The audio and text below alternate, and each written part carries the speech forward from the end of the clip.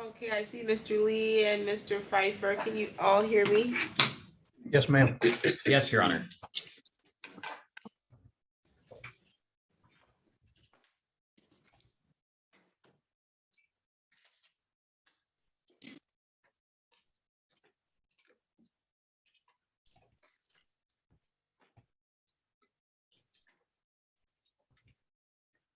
Okay, Mr. Pfeiffer must be here for special appearance. Is the first two? For Vernon Smith and Julius Clark, Your Honor. Okay, second two. Okay, we're on the record in the matter of the people of the state of Michigan versus Vernon Smith Jr. File number is 23-01526FY. Get that. No, just in front of the table. Oh, yeah, you got it. Thank you. Council appearance. Good afternoon, Your Honor. Assistant Prosecuting Attorney Adam Pfeiffer on behalf of the people. Thank you, Your Honor. Assistant Public Defender John Lee on behalf of Vernon Leroy Smith. Need the date, Mr. Smith, and time set for an arraignment. I have here a felony complaint. It alleges that on or about May 17, 2023 at 1203 West Kalamazoo Street, that's in the city of Lansing, Ingham County, state of Michigan, that you did allegedly, contrary to law, commit the act in count 1 of assault with intent to do great bodily harm, less than murder, or by strangulation. The allegation is that you did make an assault upon a Deandra Embry with the intent to do great bodily harm, less than the crime of murder, or by strangulation or suffocation, and that this is contrary to Michigan Compiled Law 750.84. That's a felony. Maximum penalty 10 years in prison or $5,000 in fines. Your DNA is to be taken upon arrest, and a consecutive sentence may be imposed under MCL 750.506A if the assault was committed in a place of confinement. There's a count 2 of domestic violence. It alleges that you did make an assault or an assault and battery upon a Deandra Embry, an individual with whom you had a dating relationship, and that this was done contrary to Michigan Compiled Law 750.812. Restitution may be ordered as this offense may have resulted in damage to another individual's property or physical injury or death to another individual. This is a misdemeanor. The maximum penalty is 93 days in jail and or $500 in fines. Again, a consecutive sentence may be imposed under the law if the assault was committed in a place of confinement. There's a habitual offender, third offense notice. It says, take notice that the defendant was twice previously convicted of a felony or attempt to commit a felony in that on or about July 22nd, 1991. He was convicted of the offense of assault with a dangerous weapon in violation of MCL 750.82 in the 17th Circuit Court for Kent County, state of Michigan, and that on or about October 4th, 1994, he was convicted of the offense of assault with a dangerous weapon in violation of MCL 750.82 in the 17th Circuit Court of Kent County, state of Michigan. Therefore, the defendant is subject to the penalties provided under MCL 769.11. That enhances the penalty to twice the maximum sentence on the primary offense or a lesser term. The maximum penalty cannot be less than the maximum term for the first conviction. Mr. Smith, do you understand the charge and the maximum penalty associated with each charge? I do, Your Honor. Okay. You have the right to be represented by counsel. You're represented today by Mr. Lee from the Office of the Public Defender. He's here to represent you only for the purposes of your arraignment.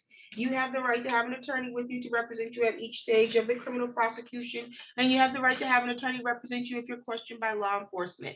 If you cannot afford to hire an attorney, you can make a request to have the Public Defender's Office represent you at the expense of the public. Do you understand your right to counsel? I do.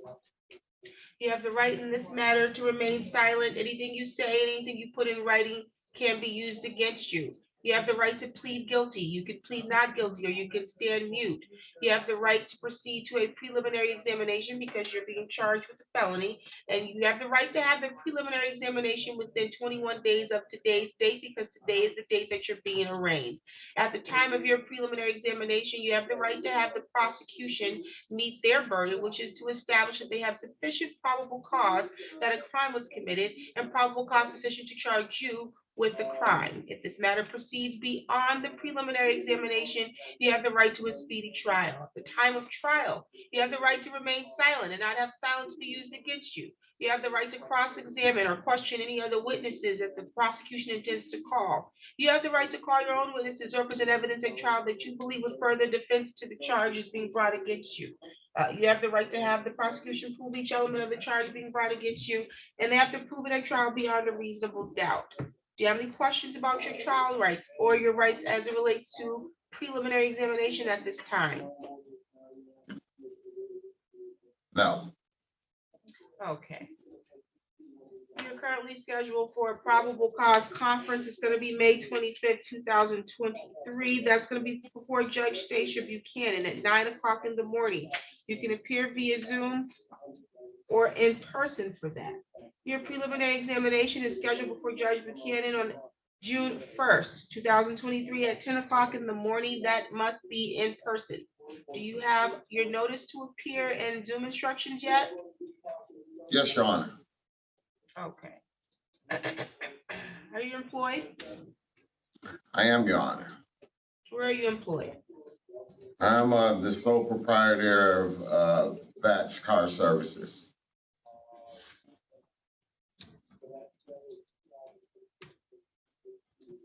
What's your home address? 723 West Shiawassee.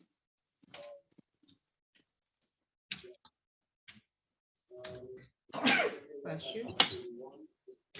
That's in Lansing? Yes.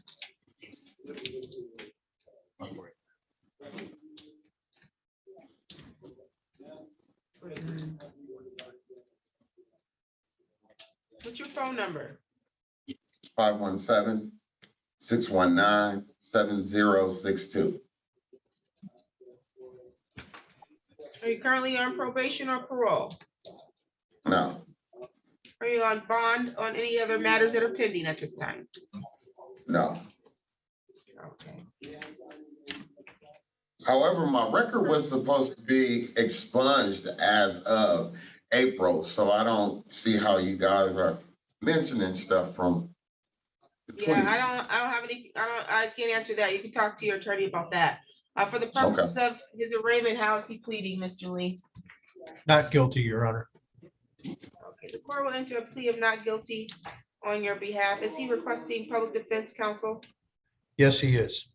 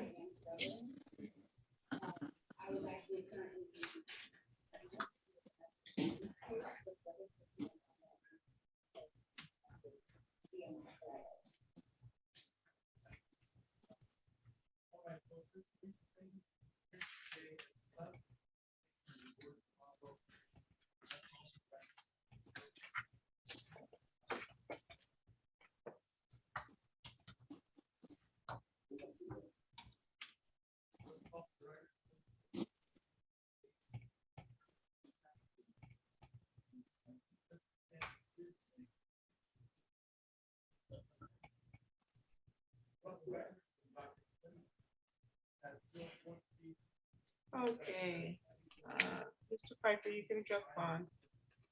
Yes, Your Honor. This is a very serious incident, and these are very serious charges. But they do not reflect just how serious this event was. When officers arrived, they found the victim was unconscious and unresponsive, lying on the floor with blood actively pouring from her mouth. They had to roll her on her side so she would not choke on her own blood. They also observed visible blood clots on the floor by her mouth that she appeared to have coughed up, and a pool of blood by her unconscious head. I'll note that once he was arrested, the defendant did tell officers that he was actually the victim and that she attacked him first, though he did not appear to have any injuries. Further, when officers arrived there and he was leaving the scene, he did not comply with the instructions to stop moving quickly away from the officers and to remove his hands from his pockets. Officers actually had to sprint towards him and then later physically remove his hands from his pockets in order to handcuff him because he was refusing to do so. The defendant has prior assaultive convictions, including for felonious assault, and there were children present for this, ages 17 and 12. What's also of concern to my office is that since he was arrested this morning around 3 a.m., he has called the victim 23 times from jail. And when she would not answer because she was still in the hospital, he was getting angrier and angrier, saying things like, if you don't answer this phone, woman, answer this mother effing phone. What the F, you're not answering this phone. And then when she finally did at 11:47 this morning from the jail, he was telling her that this wasn't right, instructing her to come bond him out, and that once they get out together, they will figure out what actually happened here. This is very concerning for my office. That coupled with the actual observations by the officers and the fact that he did not want to respond to the officers' orders to stop trying to run away from them. The people are requesting $100,000 cash surety, along with GPS tether, victim notification, and exclusion zone.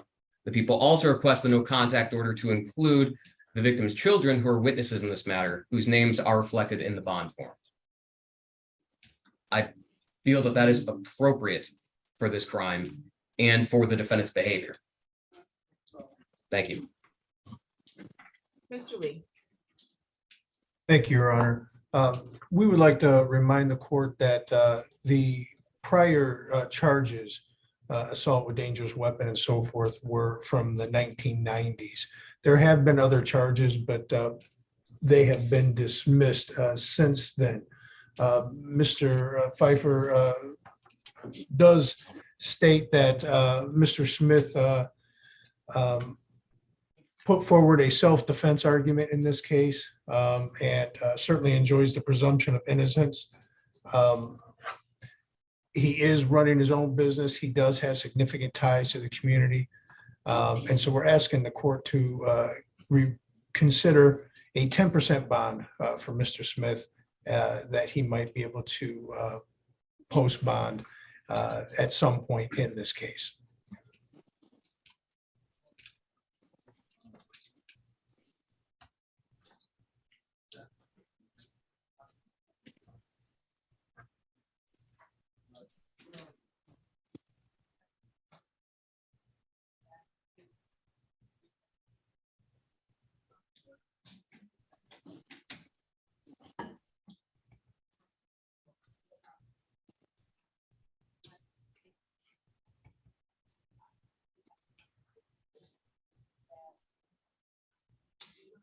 Based on the excuse me, information provided by both the affidavit of probable cause, but also the prosecutor, the court does have overwhelming concern for the safety of the victim as well as the public. I believe that the request for $100,000 cash surety bond is appropriate. Bond will be set at that amount, $100,000 cash surety with GPS tether and victim notification. I'm going to order that the victim's number be blocked while the defendant is in the custody of the jail. I'm going to also order that there's a no contact order in place protecting Ms. Deandra Embry and the two minors listed here in the complaint. Mr. Smith, you're not to be within 1,500 feet of wherever they live, work, go to school, go grocery shopping, worship in church, do their laundry, anything else. You're not to be within 1,500 feet of them. Do you understand that? I do, Your Honor. You're not to have contact directly or indirectly with them. Do you understand that? I do, Your Honor. Do you understand what direct contact means? Conversation, telephone calls, direct contact. I do understand. Okay. Well, give me some examples of indirect contact. Indirect contact, Correct.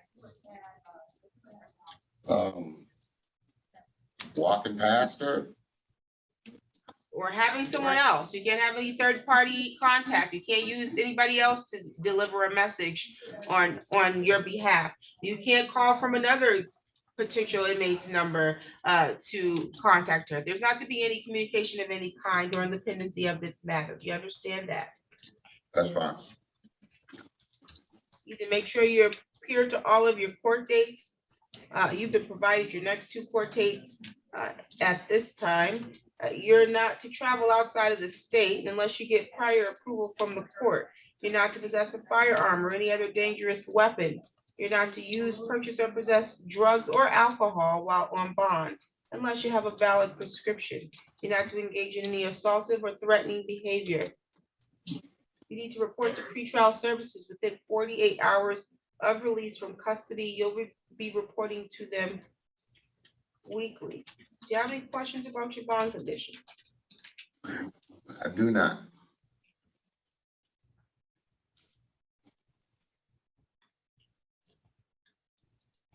$100,000.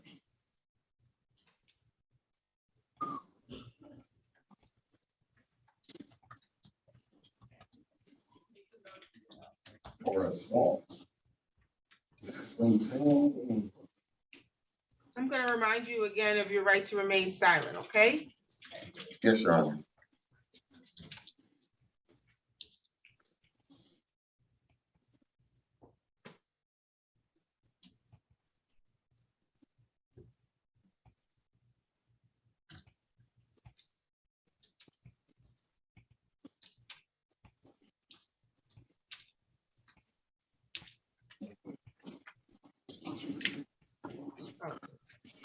Any additional matters for the record, counsel? Not from the people. Nothing for the defense. Thank you, Your Honor. You're all set, Mr. Smith. All right, thank you.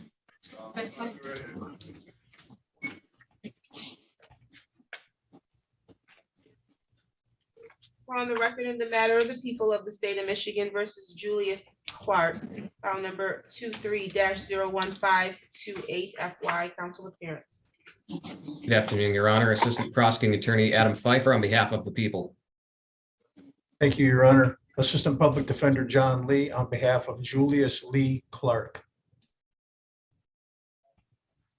Today's the date Mr. Clark set for arraignment. I have here a felony complaint that alleges that on or about May 16, 2023, at 304 at Lathrop Street, City of Lansing, County, State of Michigan, that you did allegedly in count 1 commit the act with assault with intent to murder. It alleges that you did make an assault upon a Christina Childress with the intent to commit the crime of murder, and that this was contrary to Michigan Compiled Law 750.83. It's a felony. The maximum penalty is life for any number of years. Your DNA is to be taken upon arrest, and a consecutive sentence may be imposed under MCL 750.506A if the assault was committed in a place of confinement. There's a count 2 of assault with intent to do great bodily harm less than murder or by strangulation. The allegation is that you did make an assault upon a Christina Childress by strangulation or suffocation, and that this is contrary to Michigan Compiled Law 750.84. That's a felony. The maximum penalty is 10 years in prison or $5,000 in fines. Your DNA is to be taken upon arrest, and a consecutive sentence may be imposed under MCL 750.506A if the assault was committed in a place of confinement. There's a count 3 of domestic violence. It alleges that you did make an assault or assault or battery upon a Christina Childress, a resident or former resident of your household, or an individual with whom you had a dating relationship, and that this is done contrary to Michigan Compiled Law 750.812. restitution may be ordered as this offense may have resulted in damage to another individual's personal property or physical injury or death to another individual. This is a misdemeanor. Maximum penalty is 93 days in jail. Excuse me, and or $500 in fines. A consecutive sentence may be imposed under the law if the assault was committed in a place of confinement. But there is a second offense notice. It says, take notice that the defendant was previously convicted of assaulting or assaulting and battering his or her spouse, former spouse, an individual with whom he had a relationship, a dating relationship, an individual with whom he had a child in common, or a resident or former resident of his household, or of knowingly assaulting a pregnant individual by violating Michigan Compiled Law 750.81A2 on or about March 22nd, 2017, and therefore upon conviction will be subject to an enhanced sentencing under MCL 750.814. That makes the maximum penalty a misdemeanor, 1 year and or $1,000 in fines, and a consecutive sentence may be imposed under the law if the assault was committed in a place of confinement.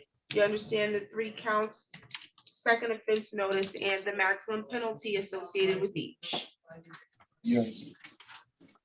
Okay, you have the right to be represented by counsel. Mr. Lee is here to represent you solely for the purposes of your arraignment, but you have the right to have an attorney with you to represent you at every stage of the criminal prosecution, and you have the right to have an attorney represent you if you're questioned by law enforcement.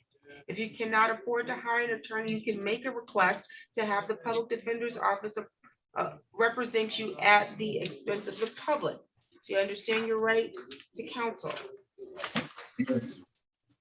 Yes, Your Honor. You have the right to remain silent. Anything that you say, anything you put in writing can be used against you. You have the right to plead guilty. You have the right to plead not guilty, and you can stand mute, and we'll continue to trial on this matter. You're being charged with felonies in this matter, so you have the right to have a preliminary examination. And you have the right to have the preliminary examination within 21 days of today's date. Today's date being the date of your arraignment, okay? Yes, ma'am.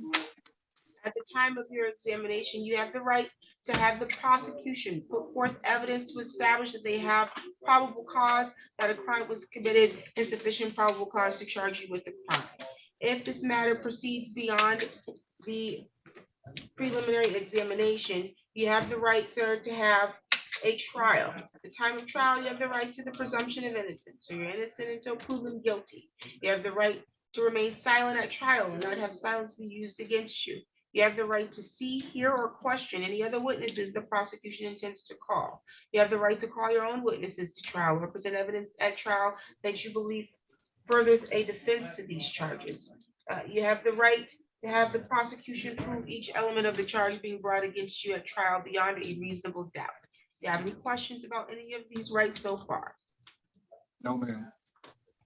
You have the right to be considered for pretrial release from custody. We'll address your bond in just a moment. Are you employed, sir? I am. Where are you employed?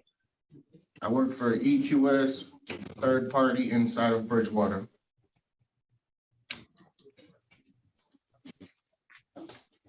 What's your home address? 5017 Connors Avenue. 1517, what? 5017 Connors Avenue. Is that in Lansing? Yes, ma'am.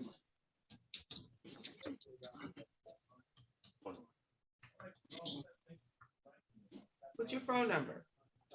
517-885-8319.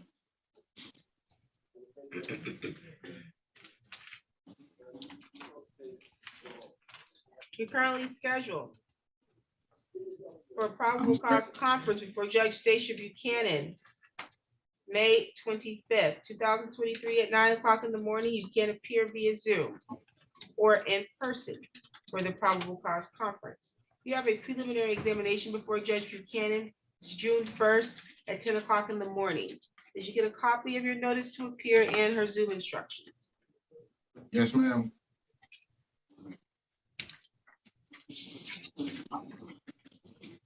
Are you currently on probation or on parole? No, ma'am. Are you out on bond or any pending matters? No, ma'am.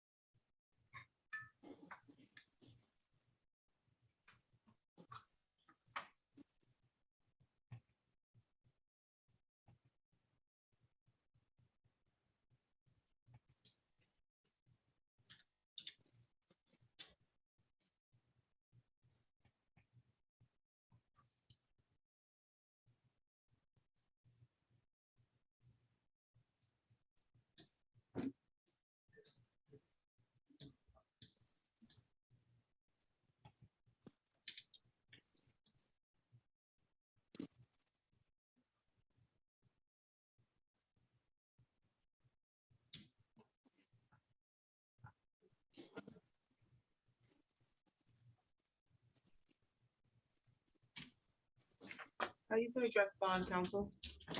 Mr. Piper? Thank you, Your Honor. The defendant is charged with incredibly serious violent crimes involving domestic violence. The defendant had sent the victim threatening text messages before arriving at her place, and when the victim wasn't responding because she was asleep, he went to her home, and upon being let in by her minor child, he started to attack her while she was asleep in her bed. He strangled her multiple times, and she nearly blacked out each of those times. She shouted for her child to call the police, at which point he started beating her in the head and face. When the child said he was going to call the police, the defendant began to run after her 14-year-old child. It got to the point where the victim had to actually fire off a gun in the defendant's direction in order to protect herself and her child, because he would not leave and he would not stop attacking them. The defendant fled the scene. When police responded and were speaking with the victim about what happened and were trying to locate the defendant was calling the victim, and officers overheard the defendant make multiple threats to kill not only the victim, but her children as well. Once again, that is not a statement from the victim. That was directly overheard by the officers. The defendant has a history of violence against this victim. He also has a history of violating personal protection orders with this victim. He admitted guilt to such violation, was sentenced to 7 days in jail earlier this year. Because of all of this, and particularly the threats to murder her and her children, my office is deeply concerned about the safety to the victim, her children, and the public at large by this defendant. My office is requesting $250,000 cash surety, GPS tether, victim notification, and an exclusion zone. And we ask that the no contact order include the minor child witness, whose name is included in the report and the bond report. Thank you. Mr. Lee, is your client entered a plea of not guilty? Yes, Your Honor. He's requesting public defense representation. Yes, Your Honor. Okay, you can proceed. Thank you. Your Honor, these allegations are just that, they're allegations. Nothing has been proven yet. Mr. Clark enjoys the presumption of innocence in this case. He does have one prior offense. However, this particular case seems to be limited to an interaction with one particular individual. We believe the court can institute measures that will protect the complaining witness without imposing a $250,000 bond. We would ask the court to consider a 10% bond of some sort that would allow Mr. Clark at least a chance of being able to post bond.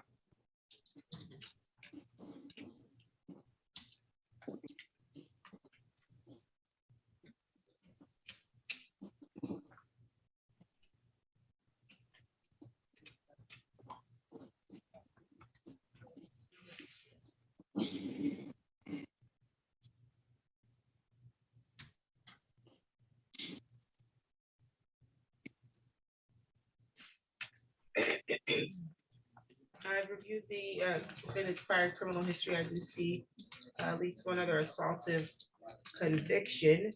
Excuse me, and in review of the affidavit of probable cause, as well as the information provided by the prosecution, I do believe that there is a concern for the safety of the victim and to the public. Don't know that a $250,000 bond is necessary, but I do believe that the court needs to fix a bond appropriately situated to protect and ensure the protection of the alleged victim. With that being stated, bond will be set in the amount of $75,000 cash surety with GPS tether.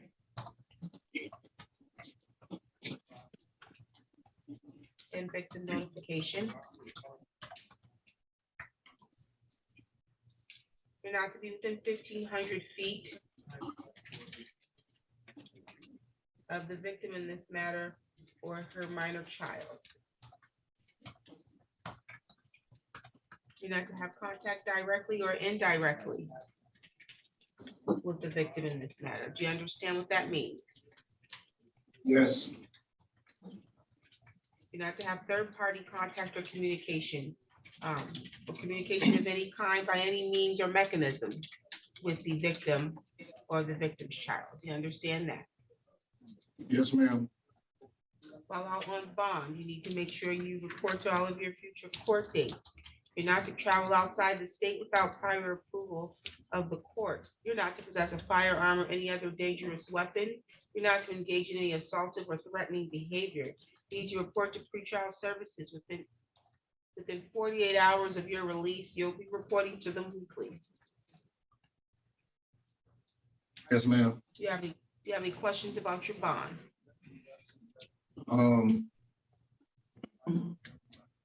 I'm sorry, how much is it again?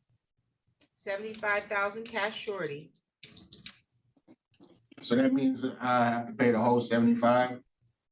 You get a bondsman, sir. Okay. No, that's it.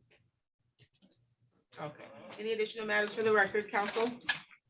I just want to make sure there was going to be an exclusion zone around the victim's address as part of the tether. That is correct. We put that he's not to be within 1,500 feet of wherever she is, and that will include her address. Thank you. The tether company sometimes doesn't view that language as an exclusion zone. That's why I want to make sure. Oh, no, we would put on our bond wherever she lives, works, or goes to school. Perfect. Thank you, Your Honor. No problem. Any additional matters? Not from the people. Nothing for the defense. Thank you, Your Honor. Thank you. You're all set, Mr. Clark. Thanks.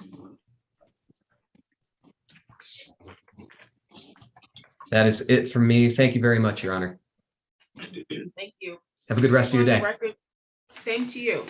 We're on the record in the matters of the people of the state of Michigan versus Angelo Williams. I have 3 files, file numbers 23-01521FY, 23-01523 FY, and 22-00650 FY. Council appearance. I'm sorry, Your Honor. Who is this for? Angelo Williams. Oh, gotcha. Thank you. Assistant Public Defender John Lee on behalf of Angelo Williams. Okay, let's see, Mr. Williams, starting with file number ending in 521.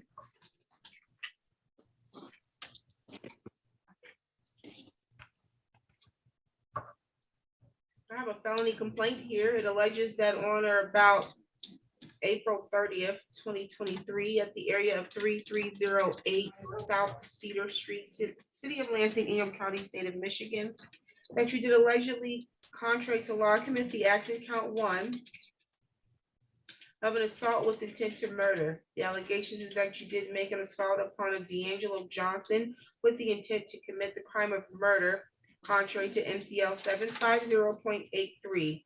That's a felony, sir. The maximum penalty is life for any number of years. Your DNA is to be taken upon arrest, and a consecutive sentence may be imposed under the law if the assault was committed in a place of confinement. There's a count 2 of assault with a dangerous weapon. That's also called felonious assault. The allegation is that you did make an assault upon a D'Angelo Johnson with a dangerous weapon, that being a firearm, but without intending to commit the crime of murder or to inflict great bodily harm less than the crime of murder. This is contrary to MCL 750.82. That's a felony. Maximum penalty is 4 years and/or $2,000 in fines. Your DNA again is to be taken upon arrest, and a consecutive sentence may be imposed under the law if the assault was committed in a place of confinement. There's a count 3 of weapons, firearms, possession by felon.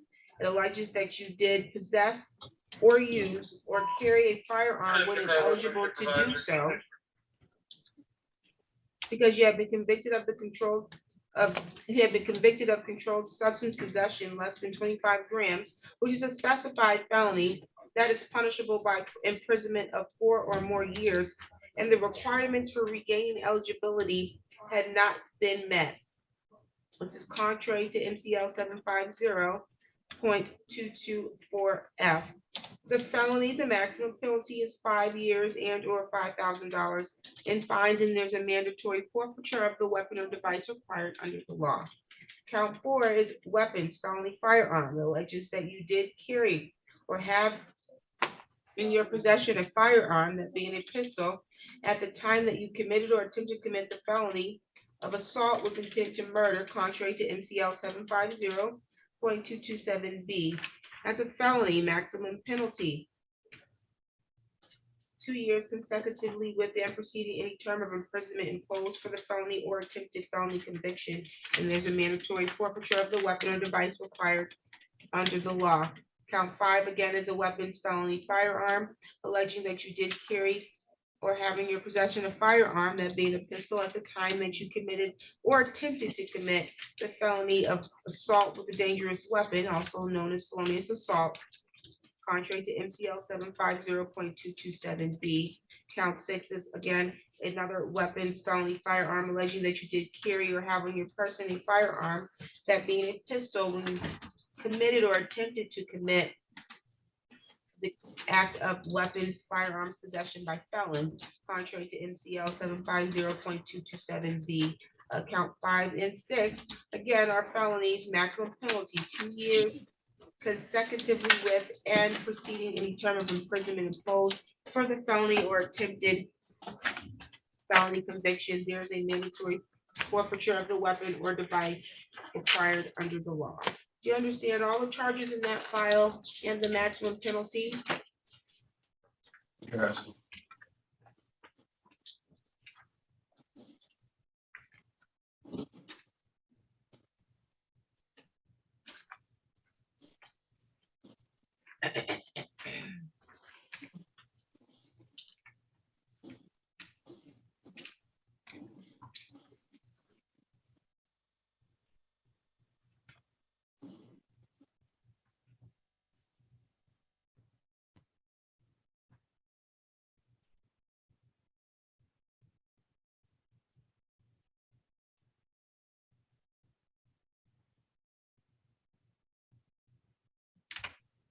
File number ending in 523.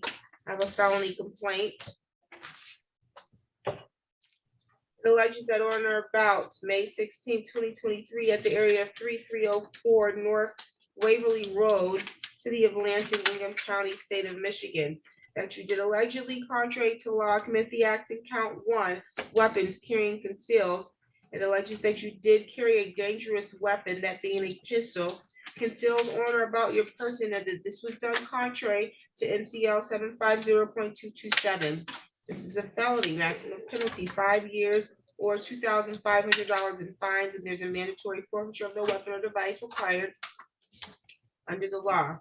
There's a count 2 of weapons, firearms, possession by felon. It alleges that you did possess or carry a firearm when ineligible to do so, because you have been convicted of controlled substance possession of cocaine, heroin, or other narcotic less than 25 grams, a felony punishable by imprisonment of 4 or more years, and the requirements for regaining eligibility had not been met, contrary to MCL 750.224F. Again, that's a felony. The maximum penalty is 5 years and or $5,000 in fines. There's a mandatory forfeiture of the weapon or device under the law. Count 3, police officer assaulting, resisting, obstructing. Alleges that you did assault, batter, wound, resist, obstruct, oppose, or endanger Officer James Zolni and or Sergeant Wesley Vaughn, police officers of the Lansing Police Department that the defendant knew or had reason to know was performing his or her duties, and that this was done contrary to Michigan Compiled Law 750.81 D1. That's a felony. The maximum penalty is 2 years and or $2,000 in fines. A consecutive sentence may be imposed under MCL 750.506A if the assault was committed in a place of confinement, or under MCL 750.81 D6 for another violation arising from the same transaction.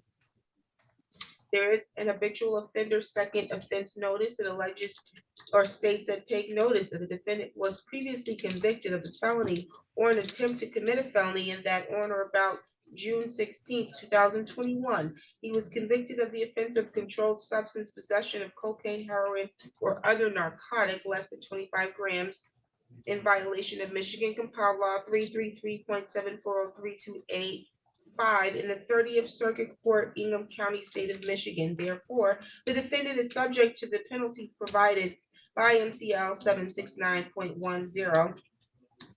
That increases the penalty to 1 1/2 times the maximum sentence on the primary offense or a lesser term. The maximum penalty cannot be less than the maximum term for the first conviction. Do you understand your rights and the maximum penalties? I'm sorry, do you understand the charges and the maximum penalties in that file? Yes. Okay, in each of these files, sir, you have the following rights. You have the right to be represented by counsel. Mr. Lee is representing you just for the purposes of your arraignment today, but you have the right to have an attorney with you to represent you at each stage of the criminal prosecution. You have the right to have an attorney represent you if you are questioned by law enforcement. If you cannot afford to hire an attorney, you can request to have court-appointed counsel represent you at the expense of the public. Do you understand that? Yes. Is he making a request for court-appointed counsel? Yes, he is, Your Honor.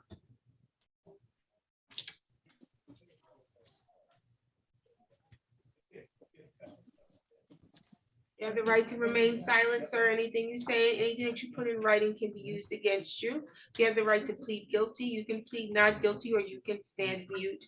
You have the right in this matter, in these files, to proceed to preliminary examination because you're being charged with felonies in each file. In each file, you have the right to have a preliminary examination within 21 days of your arraignment unless good cause is found to go beyond that 21 days, or if you waive the 21-day timeline. At the time of preliminary examination, you have the right to have the prosecution meet their burden of probable cause. So they have to establish that they have sufficient probable cause that a crime was committed and sufficient probable cause to charge you with the crimes. Do you understand your rights so far? Yes. Your Honor, I need to interject here. I misspoke. I said that he had made an application for the public defender. He did not make an application for the public defender and has expressed a desire to hire his own attorney. Okay, sounds good. That is correct, sir? Yes.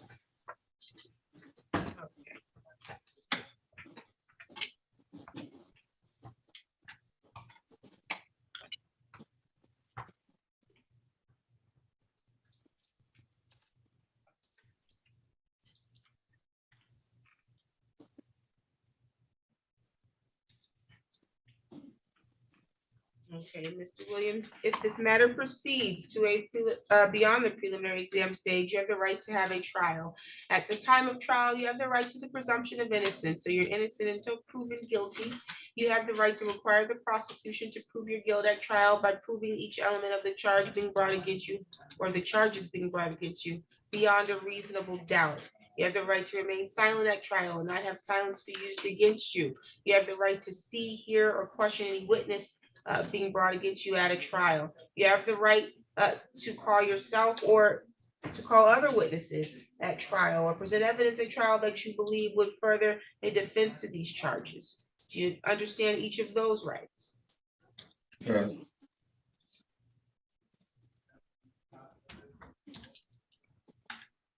You have the right to have the prosecution prove each other beyond a reasonable doubt at trial. And you have the right to be considered for release on bond pending this prosecution. We'll address your bond in just a moment. Let's get your updated address, sir. What is your home address? 941 McCullough Street.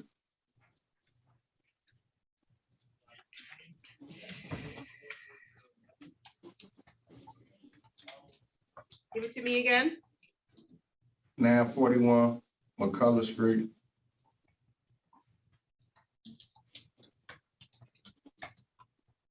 In Lansing? Yes.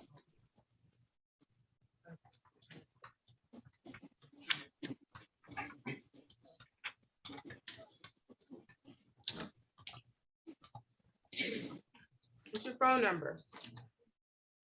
773-930-1953.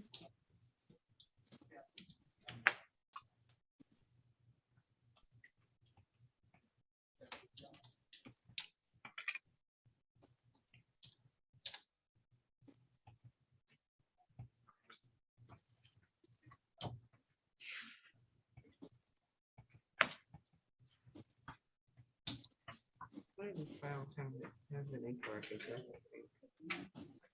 File 523, so have the correct address. File number ended in 523 because I have this correct address. But for the purposes of his arraignment, how's he pleading? Not guilty, Your Honor.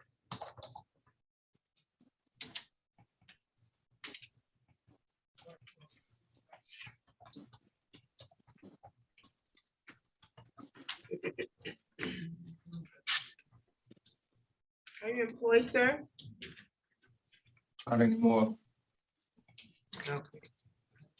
Okay, in both of these files, you're scheduled for probable cause conference before Judge Cynthia Ward, Friday, May 26, 2023 at 8 o'clock in the morning.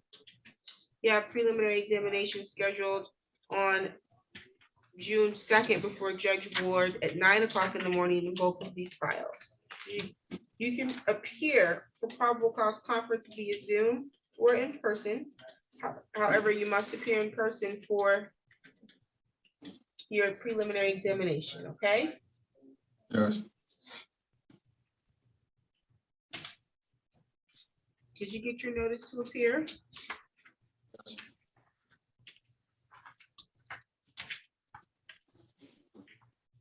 I didn't hear you. Yes, I got it.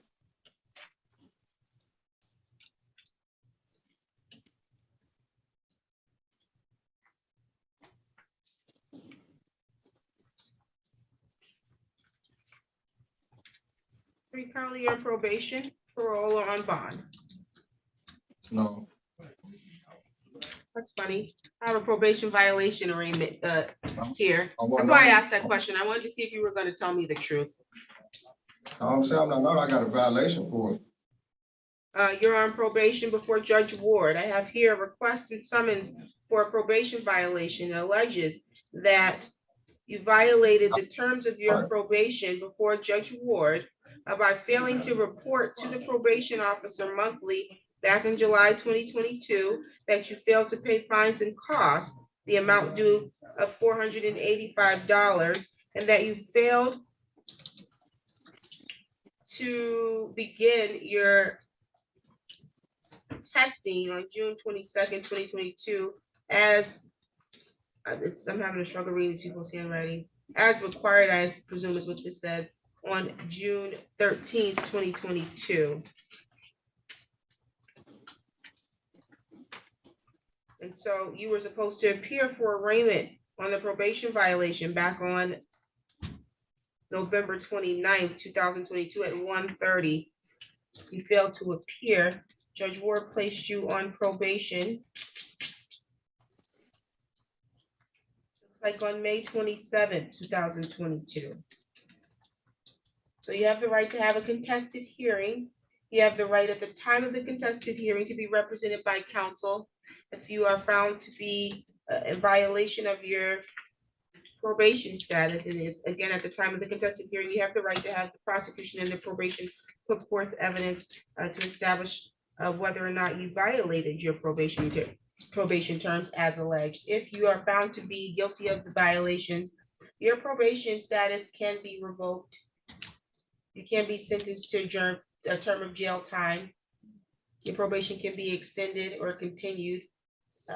You can have other oversight such as a tether attached or other programming ordered as a requirement of your probation conditions. Do you understand that?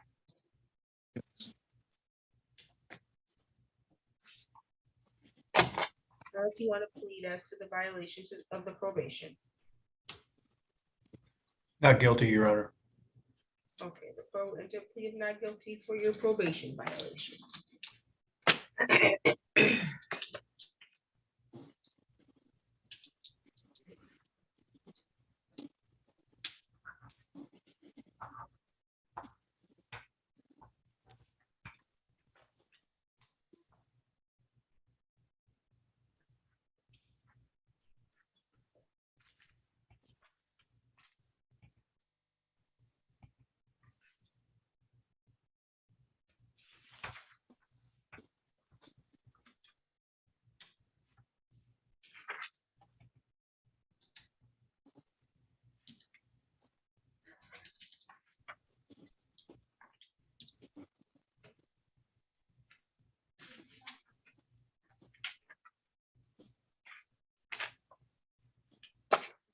Bond counsel. Thank you, Your Honor. Mr. Smith, Mr. Williams has lived here in the Lansing area for approximately 10 years. He has family here, he has children here, he has significant ties to the community. And though he has been convicted of possession of controlled substance, his prior convictions are mostly of a nonviolent nature. We're asking the court to consider that in light of the very serious charges that he is currently facing, and set a bond of 10% nature that would allow him an opportunity to post a bond and or a low cash surety bond in the alternative. Okay. Mr. Williams, you are facing some very serious charges, although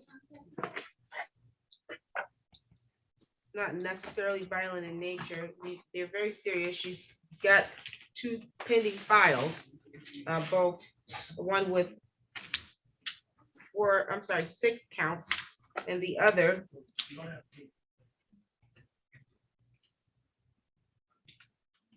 have 3 counts and an habitual offender notice, and then you also have a probation violation that's pending. So that means you were on probation at the time of these alleged incidents.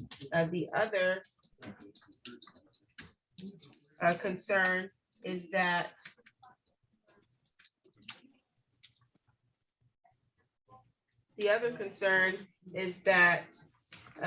even with the probation violation and the address that you provided me today is the same address on the probation file. So that means that your notices would have been sent to the accurate address. Nonetheless, you failed to appear and have been absconding from your probation status for more than 6 months. The allegations in the probation violation by nature that you failed to make any progress or do what you were ordered to do by the court. So the court does have a concern that you are willing or able to follow court orders. And so because of that, I question your ability to return to court unless a bond is fixed appropriately to ensure your return. With that being said, for the bond violation, your bond is set at $5,000, 10%.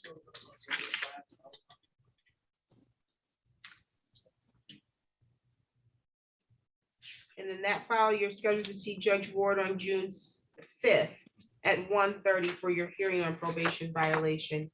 On file number ending in 1521, bond is set at 10,000 cash surety.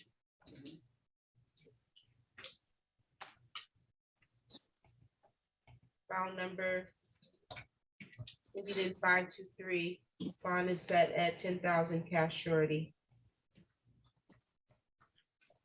While out on bond in both files, you have the following conditions. You need to report to all of your court dates, sir. You're not to travel outside the state without prior approval of the court. You're not to use, purchase, or possess any drugs or alcohol unless you have a valid prescription. You're not to possess a firearm or any other dangerous weapon. You're not to engage in any assaultive or threatening behavior. You need to report to pretrial services within 48 hours of your release. You'll be reporting to pretrial services weekly. You understand that? Yes. Do you have any questions about your bonds in each file? No, ma'am.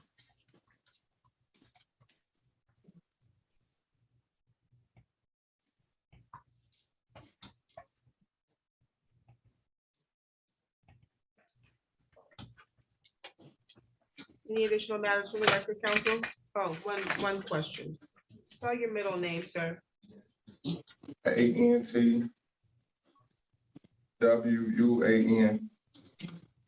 Thank you.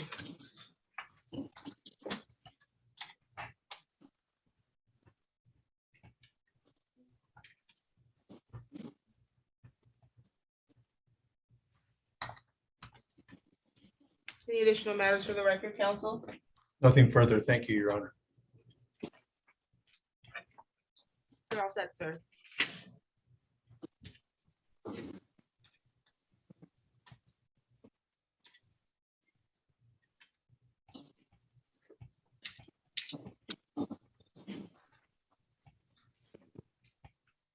On the record in the matter of the people of the state of Michigan versus William Cooper, file number 23-01529 FY, counsel appearance. Assistant Public Defender John Lee on behalf of William Anthony Cooper. Okay,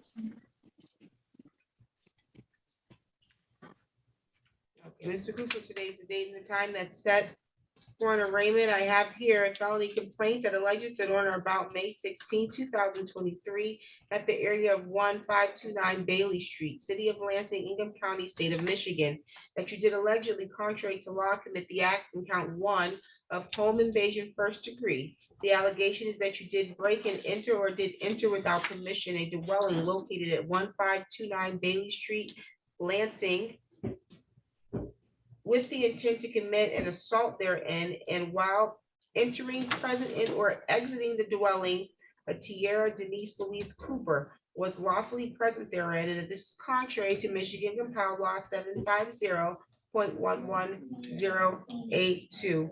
That's a felony. The maximum penalty is 20 years in prison and or $5,000 in fines. A consecutive sentence may be imposed for any other conviction arising from the same transaction.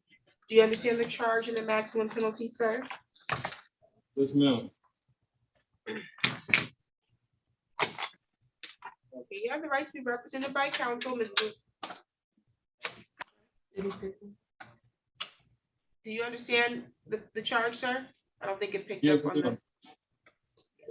the. Okay, you have the right to be represented by counsel. Anything you say, I'm sorry, Mr. Lee is here to represent you for the purposes of your arraignment only. And so you have the right to have an attorney represent you at each stage of the prosecution and if you're questioned by law enforcement. If you cannot afford to hire an attorney, you can request to have the public defender's office represent you at the expense of the public. Do you understand that? Yes, ma'am. Is he requesting public defense representation? Yes, he is, Your Honor.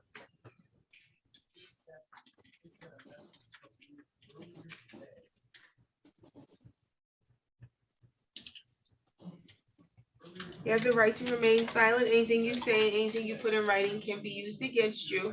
You have the right to plead guilty, sir. You have the right to plead not guilty, and you have the right to stand mute. You have the right in this matter to proceed to preliminary examination within 21 days of today's date. At the time of your preliminary examination, you have the right to have the prosecution put forth evidence to establish whether or not they have sufficient probable cause that a crime was committed and probable cause sufficient to charge you with the crime. Do you understand those rights? Yes.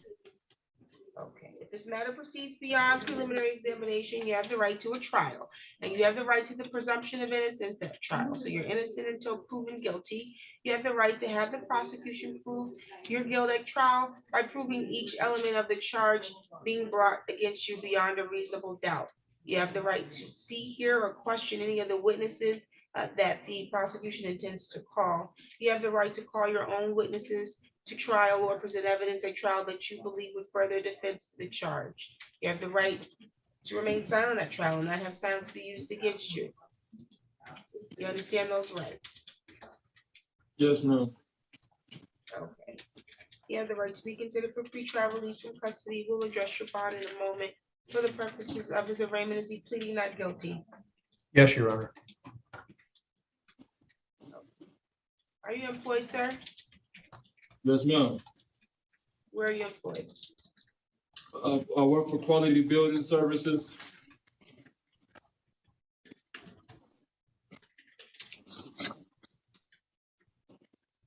What's your home address? 1119 Leslie Street. That's in Lansing? Yes, ma'am. What's your phone number? 517-894-3482.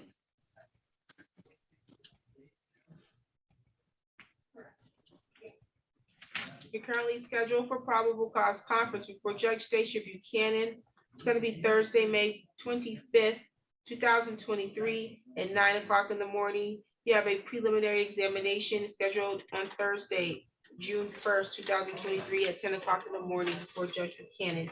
You can appear for probable cause conference via Zoom, but you have to appear in person for the preliminary examination, okay? Yes.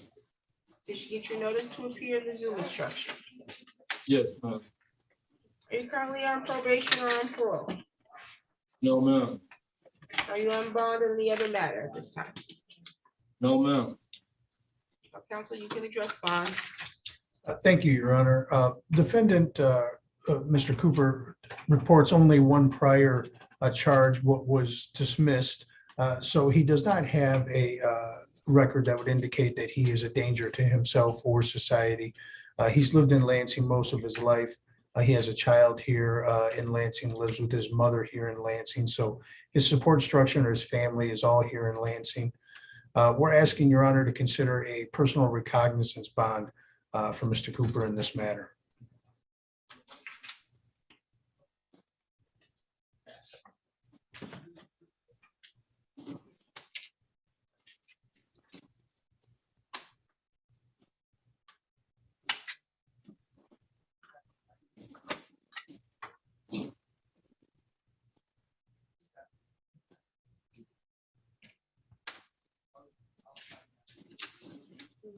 Allegations as alleged would indicate that if true, Mr. Cooper was in violation of an active personal protective order, which would cause the court to have concern for the safety of the victim. I'll grant the request for a personal recognizance bond, but it will be with GPS tether and victim notification.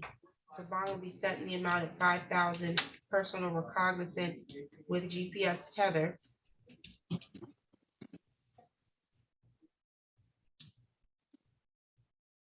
You're not to be within 1,500 feet of the victim. That's wherever the victim is, but specifically where she lives, works, or goes to school. Do you understand that? Yes, ma'am. You have to have contact directly or indirectly with the victim. Do you understand that?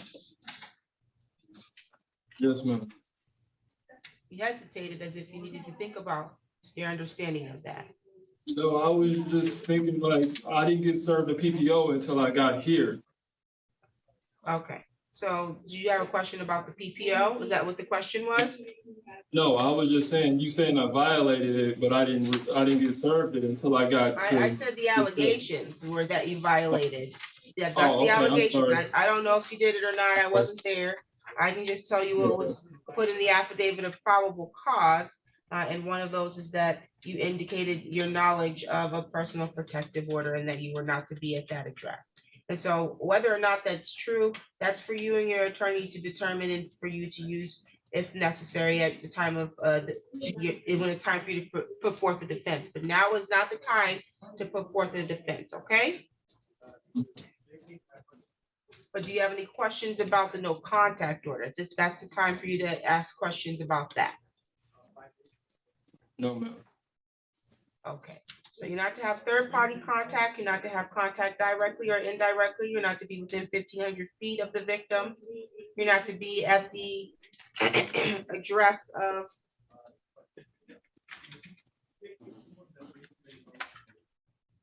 (1529) Bailey Street, City of Lansing, okay?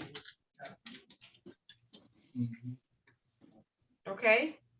Yes, You're not to engage in any assaultive or threatening behavior. You're not to purchase or possess a firearm while on bond. You're not to use or purchase or possess any alcohol or drugs unless you have a valid prescription. You need to report to pretrial services within 48 hours of your release, okay? yes, ma'am. Do you have any questions about any of your bond conditions? No.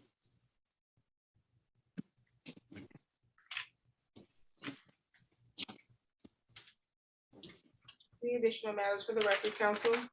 Nothing further, Your Honor. Okay, you're all set, sir. On the record in the matters of the people of the state of Michigan versus Jamie Jesus Soto, file number 22-00036. And they also have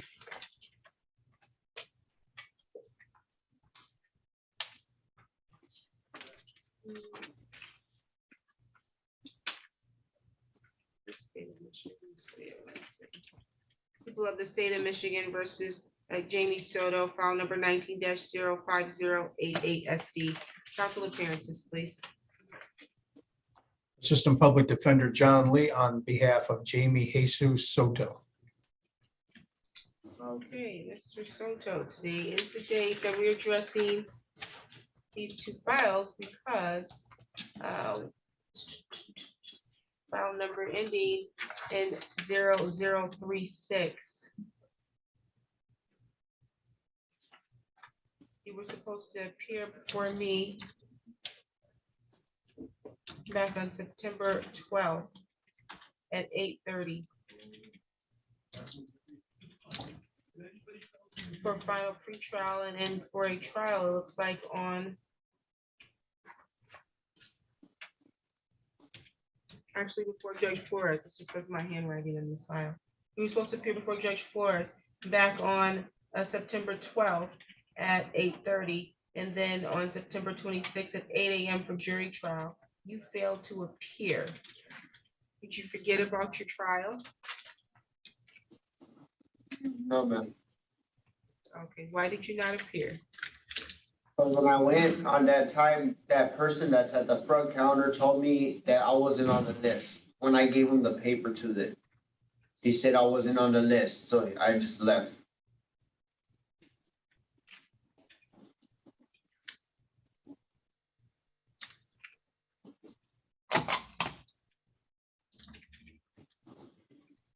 The person was at what counter? Right when you get off the elevator to go up. You mean the security officer, or did you go to the criminal traffic window?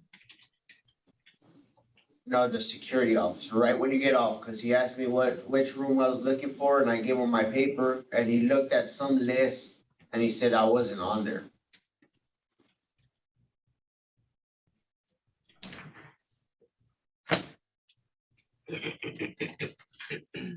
Your matter's been reset for pretrial before Judge Flores. It's gonna be June 6th at 9:30, okay? Ma'am. As to the other file number 19-05088, you owe $1,134.25.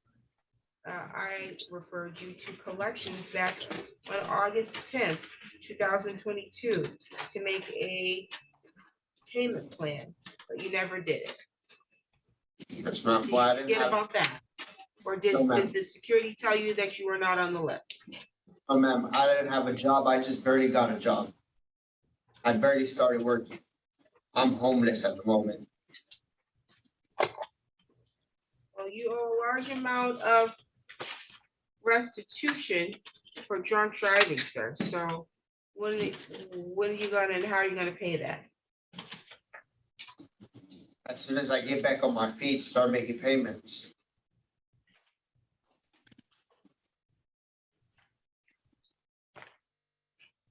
You're gonna make a payment now, otherwise we don't know how to fix your bond. Right now, I don't have no money. I just started working. I don't get paid till Friday, this Friday coming Where up. do you work? KFC, Which KFC? the one on South Cedar, American Road. How long have you been working there? Just barely started a week ago. This was my second week.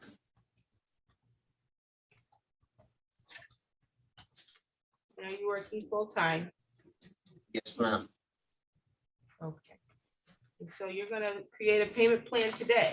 I'm not gonna leave and let you report to probation, I'm sorry, to collections, because that, we did that last time and you didn't. And so when you're Yep. gonna make your next payment, I can make a little payment this Friday. how much are you gonna pay? 100.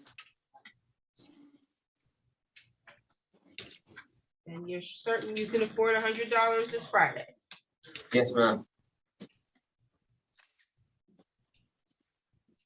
When are you gonna make your next payment? Next paycheck, I'll see what I can start affording. Okay, you make a payment of $100 on Friday, you'll make your next payment 30 days from that of another $100, okay? Yes, ma'am. If you need a reduced amount, you need to come back to the court and request it, okay? Yes, ma'am. You can't just not address it and blow it off, because that's how you get warrants, and then you end up sitting in jail instead of at your job, and then that's how you lose your job, and that's how the cycle of homelessness continues. You understand that?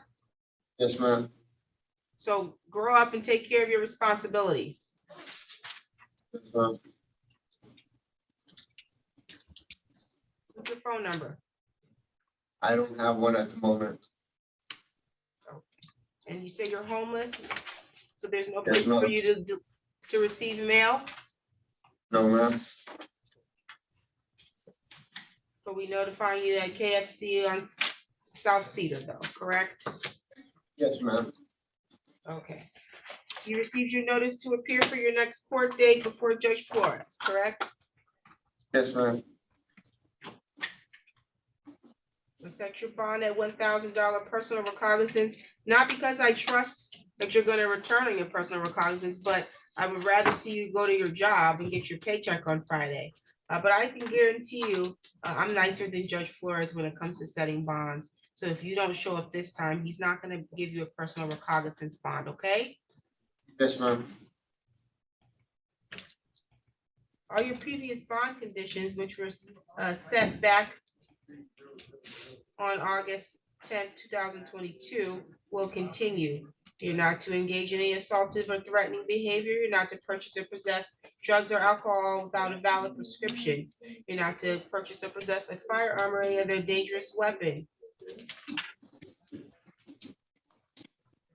There's a no contact order in place protecting the alleged victim, Sierra Medina.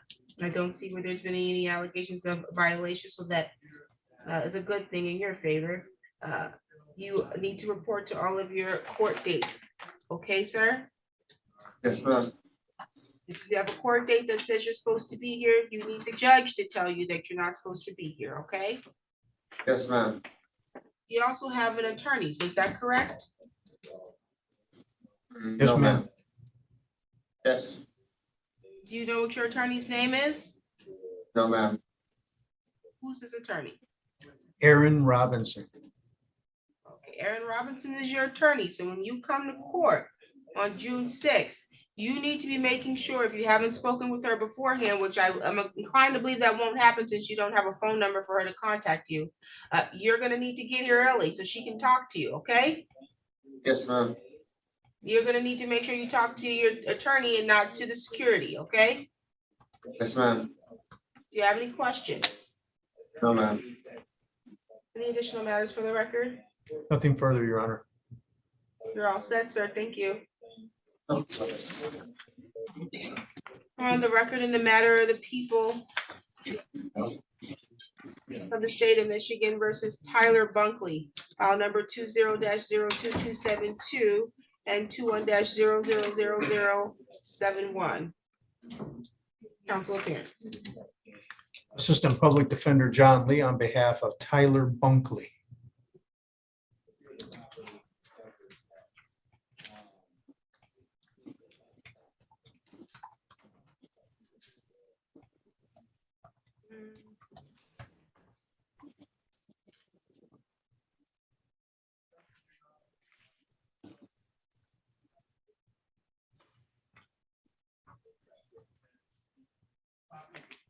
Okay, Mr. Bunkley, today's the date and the time that's set. For an arraignment, file number ending in 272.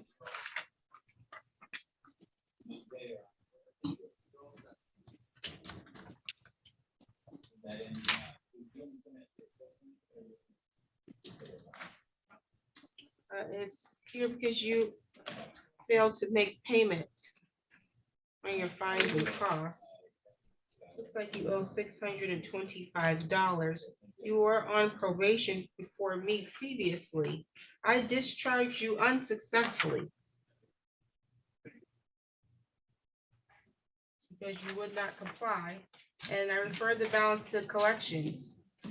You were also on probation before Judge Aquilina at the time, I believe attempting to get into the Veterans Court. Nonetheless, you never took care of these fines and costs. What's going on with that? I went through a period of homelessness, lost my vehicle and my license and everything at that time. Okay, and what period are you in now? I just started working Monday. I'm in the homeless shelter. Things are looking up. Are you still on probation before Judge Aquilina? Yes, ma'am. Where are you working? I do lawn care. You do lawn care where? It's my friend's business at Guan Clay.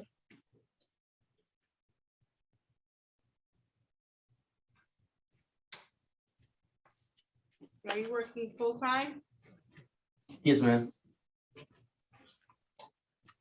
When are you gonna make your payment on these fines and costs? I can start as early as next month. How much you gonna pay? I can pay 50 at a time.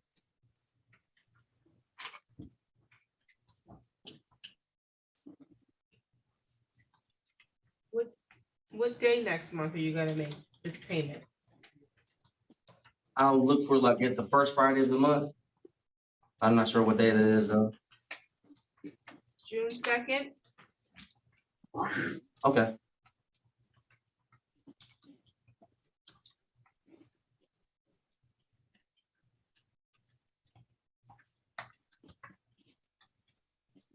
I'll note here, you'll make a payment of $50. On June 2nd, you'll make payments of $50 at the first Friday of each month until paid in full, okay? Yes, ma'am. If you don't make payment, what's gonna happen? Jail. That, and then you'll still have to make payment. So you might as well make the payment, right? Yes, ma'am. You have a PA 53 violation, which is a bond violation. However, this is a matter that's before the circuit court. What is the charge? I don't even know what the file is. You know, did you buy something over?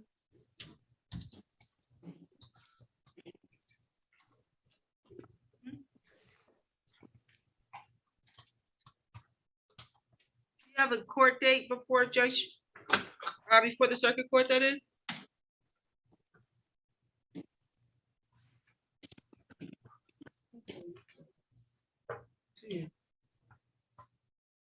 Are you on bond with the matter in the circuit court right now? I'm not sure. I know I was when I was on misdemeanor, but they told me I didn't have to call or whatnot, told me to stay out of trouble.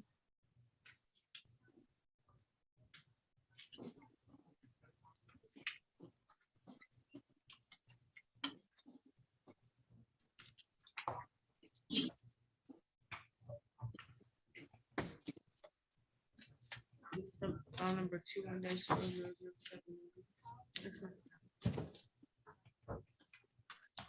It said it was set by Judge Simmons.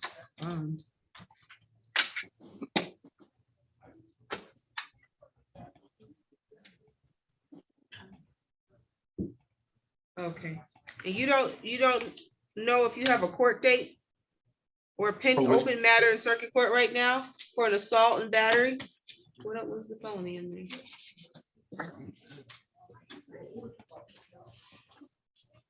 Or larceny? Is that the misdemeanor or the felony?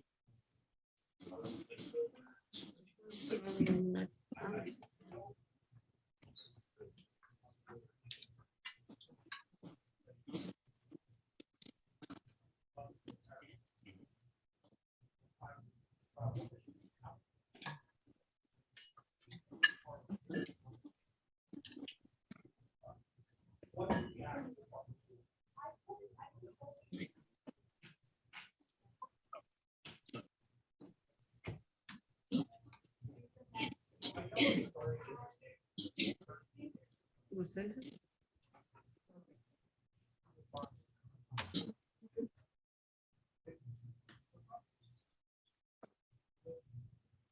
Alert cancel condition upon cancel. So.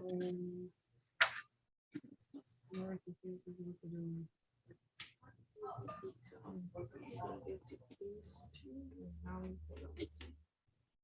Okay. I think the matter with which this PA 53 violation on is one that you pled guilty to interfering with an electronic communications. Does that refresh your recollection? Yes, I'm on probation for that now. Before whom? Aquilina, I believe.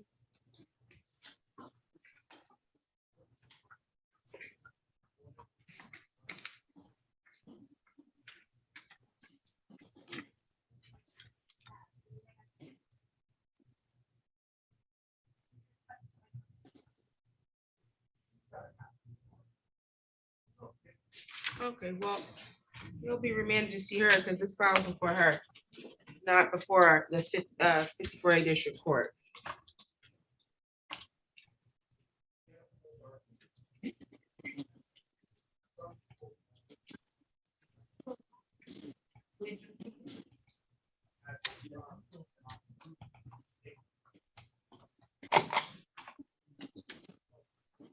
Any additional matters for the record today? Nothing further, Your Honor. You're all set, sir. Thank you.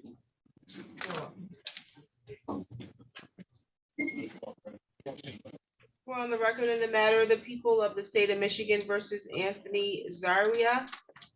File number is 23-01530. Council appearance.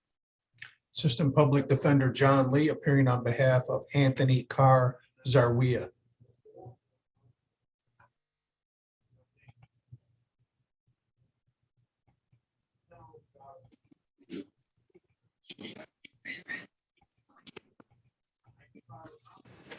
Okay, Mrs. Zaria, today's the date and the time set for an arraignment. I do have a misdemeanor complaint here. It alleges that on or about May 17, 2023, at the area of 1925 West Holmes, Apartment 10, City of Lansing, Ingham County, State of Michigan, that you did allegedly contrary to law commit the act in count 1 of domestic violence. It alleges that you did make an assault or assault and battery upon a Nancy Solo, an individual with whom you had a child in common, or resident or former resident of your household, or an individual with whom you had a dating relationship, and that this was done contrary to Michigan Compiled Law 750.812. Restitution may be ordered as this offense may have resulted and damage to another individual's property or physical injury or death to another individual. This is a misdemeanor with a maximum penalty of 93 days in jail and or $500 in fines. A consecutive sentence may be imposed under the law if the assault was committed in a place of confinement. Do you understand the charge, sir, and the maximum penalty attached to the charge? Yes. Okay, you have the right to be represented by an attorney. Mr. Lee is representing you for the purposes of your arraignment only. You have the right to have an attorney represent you at each stage of the criminal prosecution, and you have the right to have an attorney represent you if you're questioned by law enforcement. If you cannot afford to hire an attorney, you can request to have the public defender's office appointed to represent you at the expense of the public. Do you understand that? Yes. Okay. Is he requesting public defense representation? Yes, he is, Your Honor. Okay, Ms. Cesario, you have the right to remain silent. Anything that you say and anything you put in writing can be used against you. You have the right to plead guilty. You can plead not guilty, or you can stand mute. If you stand mute, a plea of not guilty will be entered. You have the right in this matter to proceed to a trial. You have the right to a jury trial. You have the right to the presumption of innocence. So you're innocent until proven guilty. You have the right to have the prosecution prove your guilt by proving each of the elements of the charge being brought against you at a jury trial. You have to prove each element beyond a reasonable doubt. You have the right to remain silent at trial and not have silence be used against you. You have the right to see, hear, or question any other witnesses that the prosecution intends to call against you. You have the right to call your own witnesses or present evidence at trial that you believe would further a defense to this charge. Do you understand that? Yes. Do you have any questions about your rights so far? No. For the purposes of his arraignment, how is he pleading? Not guilty, Your Honor. The court will enter a plea of not guilty on your behalf. You're currently scheduled for a pre-trial before Judge Stacia Buchanan. It's going to be May 30th, 2023 at 10 o'clock in the morning. Did you get a notice to appear and her Zoom instructions? Yes. Okay. And you are able to appear via Zoom for that court appearance. Are you currently employed? Uh-huh. Yes. Where I got work. where is that? I work at Vantage. Android. You work where? Where? Avantis.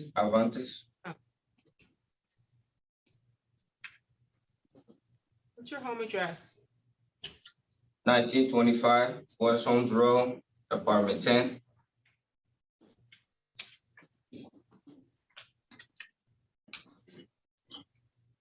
Is that where Ms. Solo resides?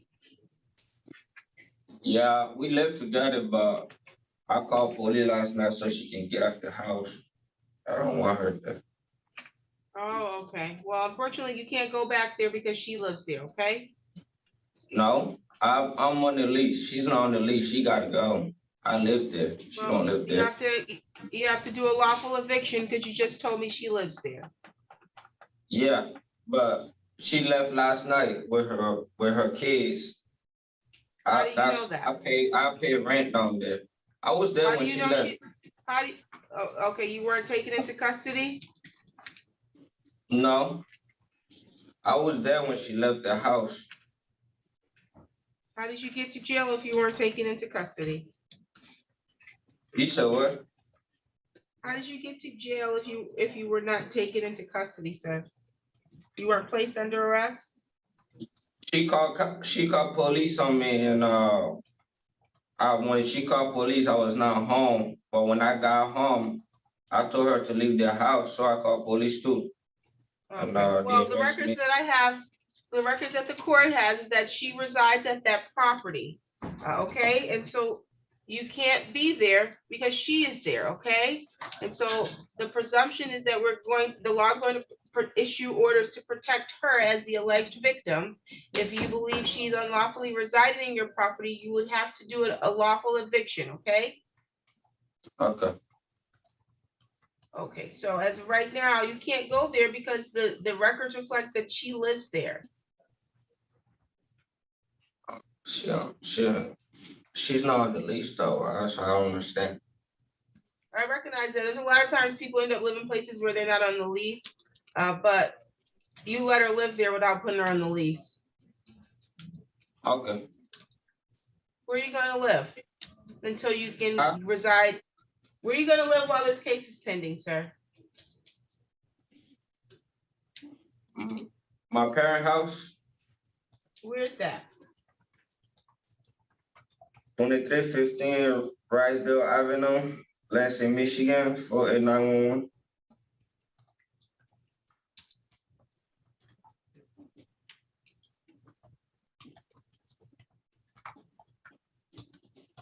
What's your phone number? 517-619-9226.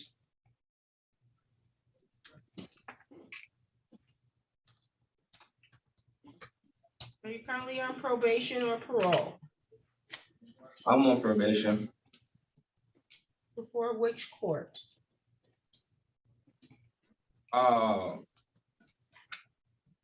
Eaton County, but they transferred my case to like Lansing, something like that.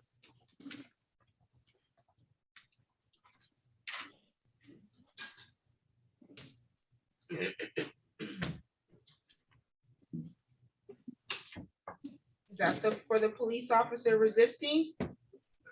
Mm-hmm. Is that a yes? Yes.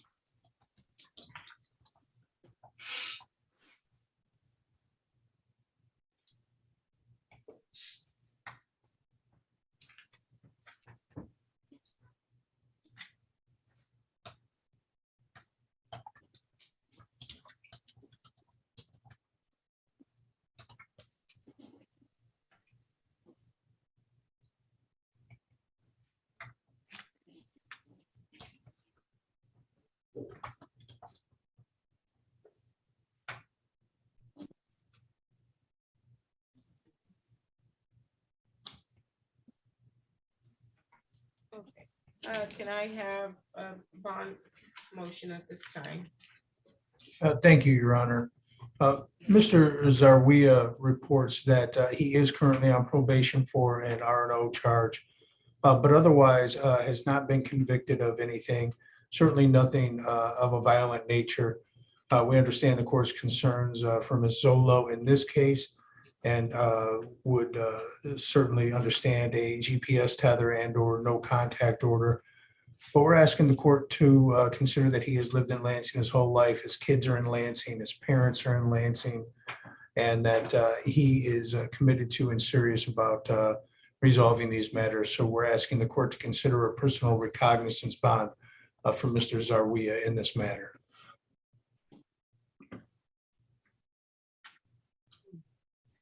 The bond will be set in the amount of $500, personal recognizance with GPS tether and victim notification.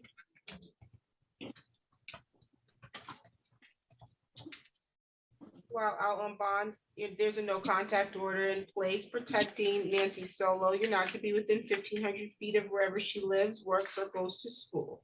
Do you understand that? Yes.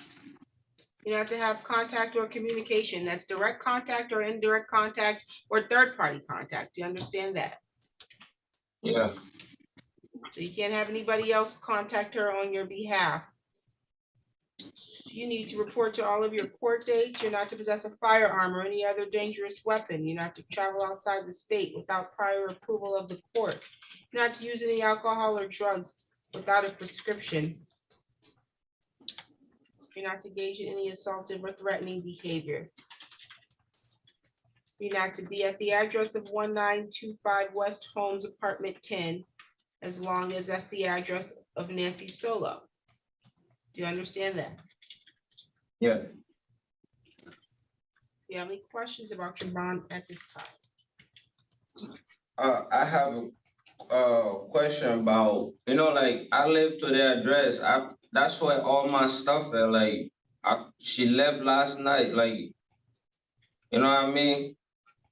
Okay, if So- the prosecution, once the prosecution verifies that she's no longer lawfully residing there, then we can change that order. But the information that the court has as of today is that she resides there. So how I don't know, like You I can got go my once work- with law I got enforcement, my you can go works, one I got time, my- you I can got go my one work. time, you can go one time with law enforcement. They can accompany you to get your personal belongings, such as your clothes and things that you may need during the pendency of this matter, okay?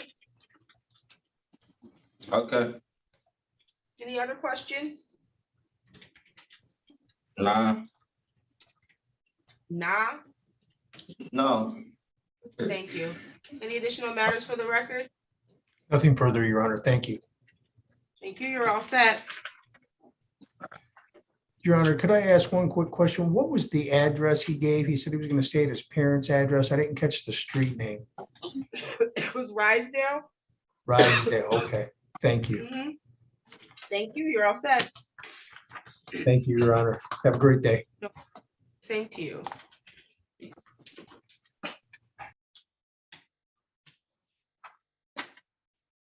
On the record in the matter of Citibank versus Frank Nelson, file number 23-00159.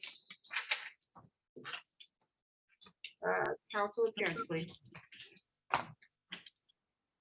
Yes, Bonayotis Marcellus on behalf of plaintiff, Citibank NA. Okay, and then we have Mr. Nelson present in the court, correct? Yes, ma'am. Okay, Mr. Nelson. I'm we sorry. reset this- Oh, no problem. Mr. Nelson, we did reset this matter. I think you appeared after plaintiff's counsel had left last week. Plaintiff's counsel did appear last week with some information to clarify the appropriate redemption period. Did they go over that with you? Okay, did they? I thought you all met in a private meeting room today. No? Yes, we. Well, ma'am. you didn't provide that information to him? Your Honor, I basically advised, I didn't give him the specific dates, but if he liked specific dates, I could give it to him. I didn't give him the specific dates, but I advised him that I would be willing, because the problem is that the funds that he tendered were post sheriff sale. So that would it wasn't the redemption amount. So that's why they didn't take it. And so he did advise me that he did get, there was 2 checks that was sent to him. He did receive one of the checks, but the second check is still, he still hasn't received. I'm not sure why he's not receiving it. And so I told him I would, I gave him my direct line and my assistant's direct line too, so we can figure out where that second check is. But those checks have been pursuant to my client's records had been tendered to. And so in an effort to help out Mr. Nelson, try to find alternate housing, we are willing to give the defendant till July 1st to find a new place to reside to.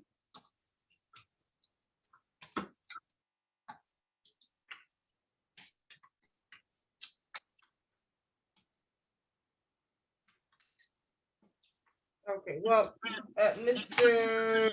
Nelson is here, at least he brought this action or disputed this action because his concern was that he sent money that he believed would satisfy the redemption. And so you were supposed to look into that and advise him. That's what I thought you all were doing in the breakout room.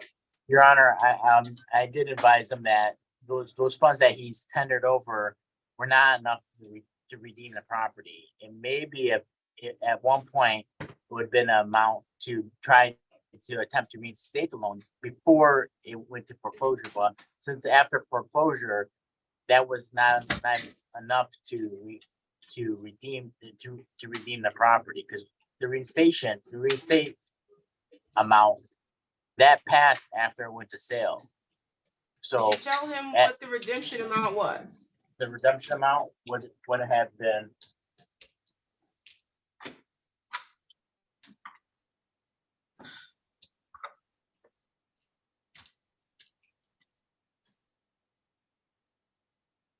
$41,412.68. Did you hear that, sir? Yes, ma'am. Okay, and so you understand that? Yeah. That the, What I didn't understand, ma'am, was I I didn't know it was going to a court or, For a sheriff's sale, you mean? yes. Okay, so you didn't recognize that, but it did go to sale. Sounds like they did return one of the checks, and then there's another check that they're going to track down. Is that correct? Yeah, because this one's almost a month old. And it just showed up this week. The one that you just got this week? It was dated 4/21, but I just got it. Oh, okay. Okay, and so, Mr. Marcellus, you're gonna have your client look into where the other check is? Yes, Your Honor, since it took so long for the other check to get to Mr. Nelson, I told Mr. Nelson, if he doesn't see it by the end of the week, to contact my assistant, or I gave him my number too Monday, and we'll do our best to track it down.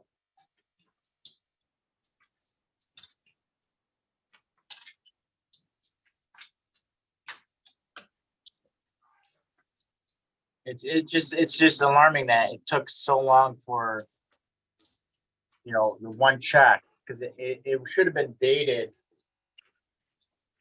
April 21st. That The he check he just has got in his it hand last. is dated.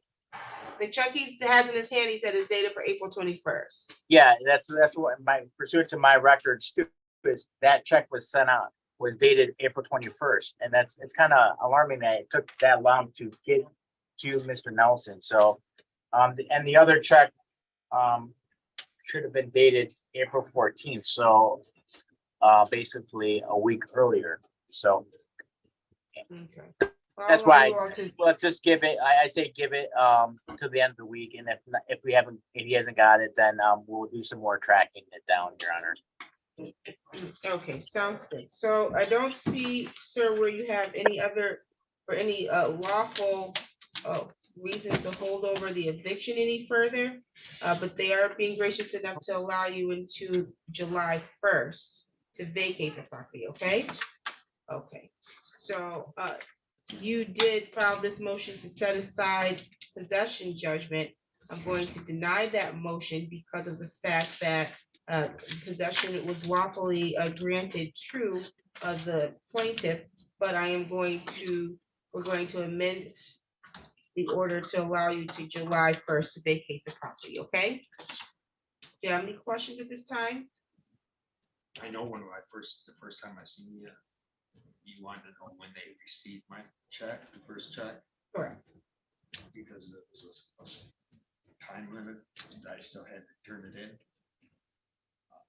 Yeah, I thought I turned it in time.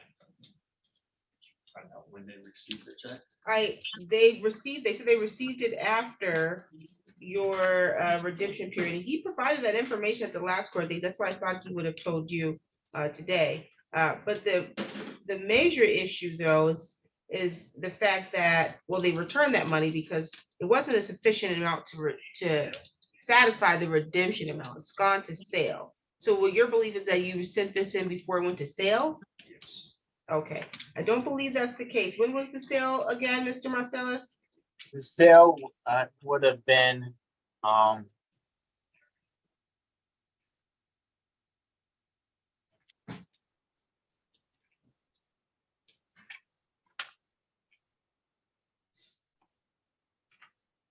Yeah, 28, 29 years.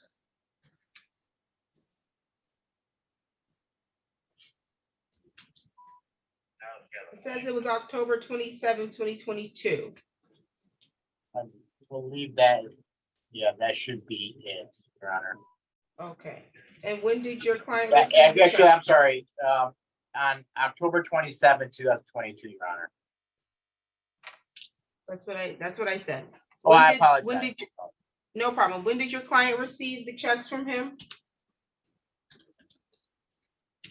Those funds were received. Let's see.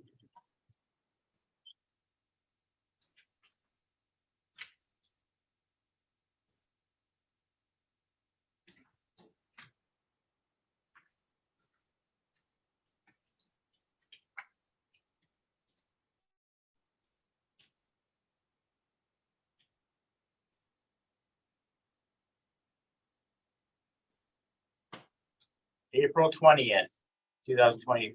One was received April 20th, 2023, and another one was April 10th, So 2023. this past April, In April, Your Honor.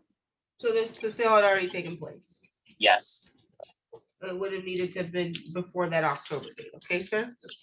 Okay, and so hope that answers your question. Unfortunately, I'm not able to give you the relief that you're seeking. But at least they're gonna work with you to give you some time, understanding that you've been in this property for a while, to make arrangements for a new location, okay, sir? Yes, ma'am. Any additional questions? Any additional matters for the record, counsel? No, Your Honor. Okay, that's the order of the court. You're all set and good luck to you, okay, sir? Thank you very much. Thank Thank you. you, sir. And Your Honor, should I just expect an order from the court, Your Honor, or do I need to do anything else? Let's see here. Yeah, you'll receive an order from the court. Okay, thank you, Your Honor. I appreciate it. Thank you. Thank you.